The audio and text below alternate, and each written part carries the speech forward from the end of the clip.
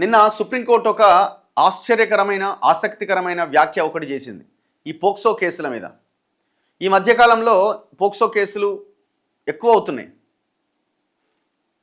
18 సంవత్సరాల లోపు అంటే మైనార్టీ తీరని అమ్మాయిల మీద రకరకాల గైడ్లైన్స్ ఉన్నాయి పోక్సో కేసు దాని విషయంలో.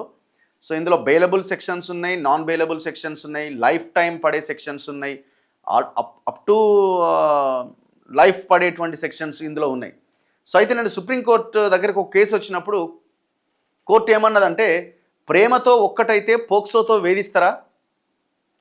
పిల్లల ఇష్టాలు అణిచివేయడానికి ఆయుధంగా వాడుతున్నారు. సహజ ఆకర్షణలను ఎలా ఆపగలరు? సుప్రీంకోర్టు వ్యాఖ్య. అంటే ఇది ప్రతి కేసుకి ఇది వర్తించదు. ఇది బేసిక్గా ఇప్పుడు అవతల ఉన్న వాళ్ళు కేసు పెట్టినప్పుడు, మైనర్ బాలిక కేసు పెట్టినప్పుడు ఇది వర్తించదు.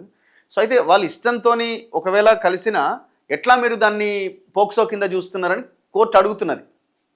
అందుకే సహజ ఆకర్షణను ఎలా మీరు ఆపగలరు? కౌమార దశలో, టీనేజ్లో పరస్పర అంగీకారంతో ఏర్పడే ప్రేమ సంబంధాలను అణిచివేయడానికి తల్లిదండ్రులు పోక్సో చట్టాన్ని దుర్వినియోగం చేస్తున్నారంటూ సుప్రీంకోర్టు ఆందోళన వ్యక్తం చేసింది. 15-18 ఏళ్ళు అన్నది ప్రయోగాలు చేసే వయసు, అంటే కొత్తవి తెలుసుకోవాలి చేయాలి అన్న వయసట. అమ్మాయి కలిసి పారిపోకుండా ఎలా అడ్డుకోగలం?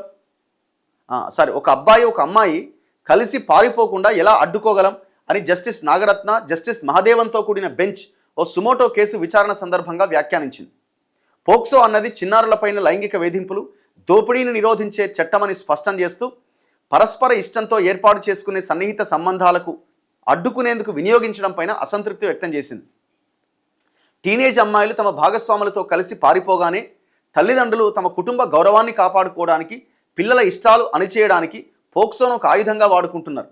ఒకే చోట కలిసి చదువుకుంటున్న వారి మధ్య ఆకర్షణ భావాలు ఏర్పడినప్పుడు వాటిని మీరు ఎలా ఆపగలరు? పరస్పర ఇష్టంతో ఏర్పడిన ప్రేమ వ్యవహారాలు నేరాలుగా చిత్రీకరించి అబ్బాయిలను జైలుకు పంపిస్తుండడంతో వారి జీవితాలు నాశనమవుతున్నాయి. అలాగే అమ్మాయిల ఇష్టానికి వ్యతిరేకంగా బాధితులుగా చిత్రీకరిస్తుండడం వారి మనోవేదనను మిగిలిస్తోంది అని సుప్రీంకోర్టు ఆవేదన వ్యక్తం చేసింది. సో మరి మీరు ఇమీడియట్గా మరి ఒక కమిటీనో ఏదో కమిషన్ వేసి దీంట్లో ఏంటి తేల్చాలి దేశంలో అని చేయకపోయినరా సుప్రీంకోర్టు ఆధ్వర్యంలోనే? ఇప్పుడు మీరు ఒక స్టేట్మెంట్ ఇచ్చినారో అయిపోయింది, మరి ఆ స్టేట్మెంట్ తర్వాత పర్యవసానాలు ఏంది? ఇప్పుడు ఇది ఉపయోగించుకునేటోడు ఏ రకంగానే ఉపయోగించుకుంటాడు. సుప్రీంకోర్టే చెప్పింది కదా అంటాడు వాడు, చేసిన తర్వాత సుప్రీంకోర్టే చెప్పింది కదా అని అంటాడు. మరి దీనికి తర్వాత మీరు మాట్లాడిన తర్వాత పర్యవసానాలు ఏంటి అన్నది కూడా మీరు ఆలోచించాలి కదా. లేదు మీరు గవర్నమెంట్గానే ఏమైనా ఆదేశాలు ఇవ్వాలి, చట్టంలో మార్పులకి మీరు ఆదేశాలు ఇస్తారా? లేకపోతే ఆ చట్టం మీద రివ్యూ కోసం మీరు ఏదైనా సుప్రీంకోర్టు ఆధ్వర్యంలో కమిటీని ఏర్పాటు చేస్తారా? డిస్కషన్ కంటిన్యూ కావాలి. మళ్ళీ మీరు అన్నీ వదిలేయడం వల్ల ఎవడో తప్పు చేసినోడికి అరే మొన్న సుప్రీంకోర్టే అన్నది కదా అనే కాడికి వస్తుంది. మళ్ళీ